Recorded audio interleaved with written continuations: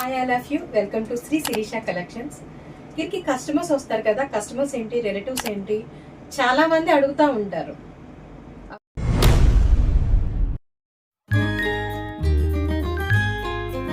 కొంచెం ఒళ్ళు ఉన్నారు కదా, మేము ఎలాంటి శారీస్ వేర్ చేస్తే బాగుంటుంది, కానీ ప్లేన్ యూజ్ చేస్తే ఇంకా ఎక్కువ లావు కనబడతాము. అట్ ద సేమ్ టైం కొంచెం షార్ట్ గా కనబడతాం.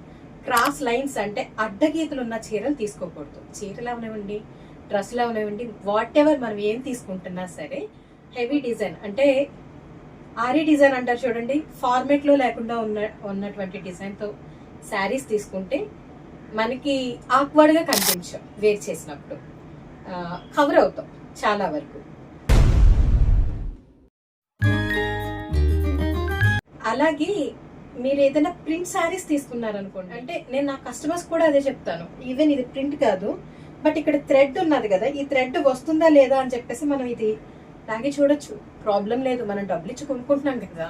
నేనైతే షాప్లోకి వెళ్ళినప్పుడు ప్రింట్ ఏదైనా ఉన్నదనుకోండి, ఇలా ఇలా ట్రై చేస్తా, ఇలా ఇలా లాగుతా, అప్పటికి రాలేదంటే అది మన దగ్గర కరెక్ట్గా ఉంటుంది. అలాంటి శారీస్ చూస్ చేసుకుంటే మన అమౌంట్ అనేది వేస్ట్ అవుతుంది. అలా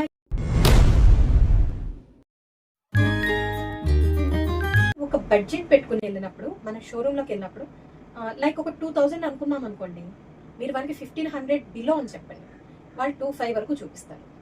మీకు కావాల్సింది 2 కాబట్టి దాంట్లో సెలెక్ట్ చేసుకోవచ్చు. అలాగే డ్రై వాష్ ఇవి అని చెప్తారు, కానీ మనం డ్రై వాష్కి శారీస్ తీసుకుంటాం అనేది రాంగ్ స్టెప్ అండి.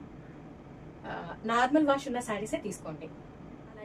ఏ శారీ పట్టు చీరలు ఏమన్నా తీసుకోవాలి అనుకుంటే హెవీ పట్టు చీరలు, ఇప్పుడు పెళ్లి కూతుర్లని లేదంటే మా టైం వాళ్ళకి అలా అయితే ఓకే, సీమంతం ఇలాంటి వాటికి ఓకే. నార్మల్గా అదర్ వాళ్ళ మ్యారేజెస్ అప్పుడు శారీస్ తీసుకోవాలి అనుకుంటే లైక్ మంగళగిరి, ఉప్పాడ, ఈ శారీస్ అయితే మీకు వెయిట్లెస్గా ఉంటాయి, ఇబ్బంది ఉండదు. ఇవన్నీ నేను ఎందుకు చెప్తున్నానంటే నాకు కస్టమర్స్ అడుగుతున్నారు. సో మీలో కూడా నాకు చాలా మంది కస్టమర్స్ ఉన్నారు కాబట్టి మీ అందరికీ చెప్తే అది బాగానే వర్కౌట్ అవుద్ది అనుకుని చెప్తున్నాను.